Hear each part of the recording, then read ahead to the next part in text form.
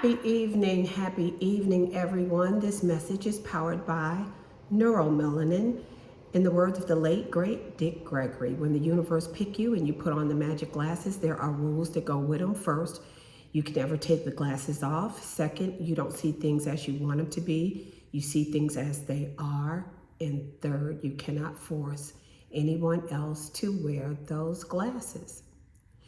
So I now release that which is not my own. I lay down the weight that does not belong to me, as well as the weight that does. I forgive all things, all people, and all others. Most of all, I forgive myself and I call my power back to me. I call my power back to me from every person, place, entity, from every space, portal, time, and dimension, from every connecting attachment and vessel where I left it. Anyone and anything that is attempting to siphon my energy, you do not have my consent to use my vitality, and I call my power back. Let the words of my mind and the meditation of my heart be acceptable in thy sight, for I am my strength and my redeemer. Well, thank you guys for being here. Every now and then when things get a little bit crazy, sometimes we may have to center ourselves and call our power back. So that kind of, calm you down, get your nervous system, kind of calm down so you can start making some vital decisions in life. But you know what, you guys, about 2 years ago, I was about a year into my journey, and I'm always looking up at the sky, always, and I always have, but more so now. But what I noticed is that the planes that are flying up there they're appearing to be closer to the surface. And I noticed that a couple years ago, and I was like, gosh, that plane is flying mighty low.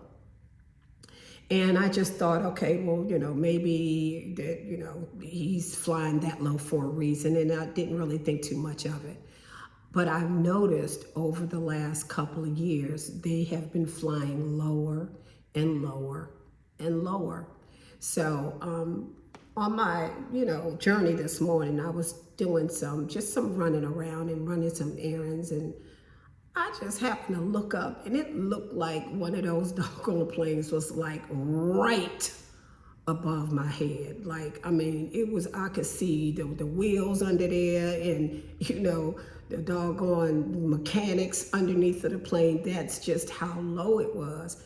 And so I started thinking, because I'm on this journey, I'm looking at it with my spiritual eye and not my 3D physical eyes. But I'm noticing that the planes are getting lower and lower and lower. Either that or I'm getting higher. I'm ascending and going higher and higher and higher. But I am really, really excited because, like, in another few months, that thing, I'm going to feel like I could just put my arm up and just grab it. I mean, that's just how close everything is getting. And I went to my dad's house. Actually, that's where I was on my way. And my dad is 95.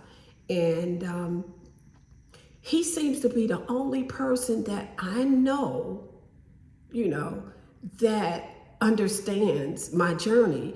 Because what I found out, years ago is that the elderly and the children, because they are the most vulnerable of us, that their frequency is going to already be set, that their frequency will already be set high. And everybody else is just going to have to work, to get their frequency where it needs to be and learn the things that they need to learn to stay on this, to rise to the 5D. And but my father just happened to, say some things that let me know that he was experiencing some of the same things that I was experiencing. Like, for instance, he was telling me that he was seeing shadows, and you will see out the side of your peripheral, some shadows that might, zip back and forth. And when he said that, I was like, "Really, Dad? You really see shadows?" And he said, "Yeah, I be seeing shadows, all the time." And I was like, "Oh my goodness, he's going through the same things that I'm going through, but by him being 95, he don't really understand, the time period that we're in and all of the things that we're experiencing on the planet right now." And I had to stop and think, should I try to explain to him, and I said, no, no, no, no, don't even try, because he's not gonna, probably not even gonna be interested, and then he's not gonna probably understand anyway. But the plane thing, even though, he's the only one that I know that is going through the same thing, even physically, he's going through the ascension symptoms. But he says that he notices that the planes are flying very low as well. And I had gone on, I was out to out to lunch with a friend a couple of years ago. And, we were seated at a very large window, and I happened to look up and see how low that plane was flying. And just out of reflex, I said, "My goodness, look how low this plane is flying." And, he looked up, and I don't even remember if he responded, but I don't even think he saw the plane, to be honest with you, because I don't even remember getting a response from him. So I don't think he even saw, what I saw.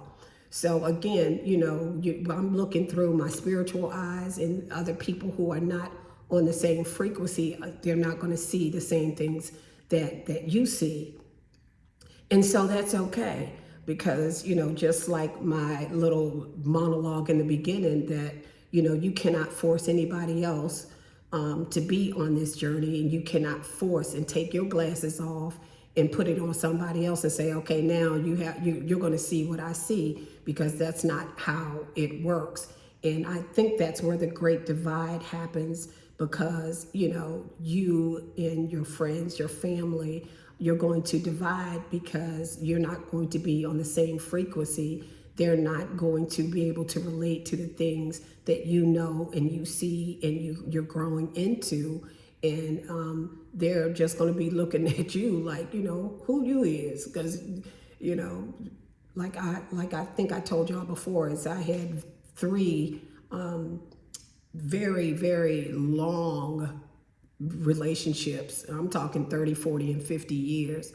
And when you go on this journey and you are no longer aligned with those people, they're not going to relate to you. You're not going to relate to them, and you're going to have to go your separate ways with love. With love. Everybody was not cut out to be on this journey.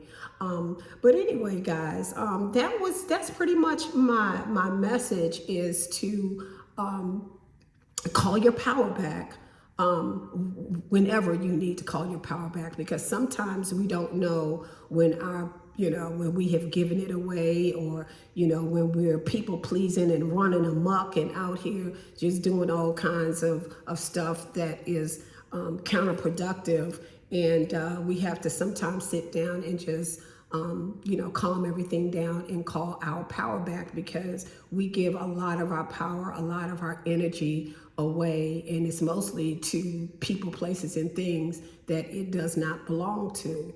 And so that's my message for today, you guys. And I'm getting ready to head over to www.soulgasmdesigns.com. Their stuff is flying off the shelf, and they have some wonderful things over there. So guys, come on, I'll meet you there, okay? Bye.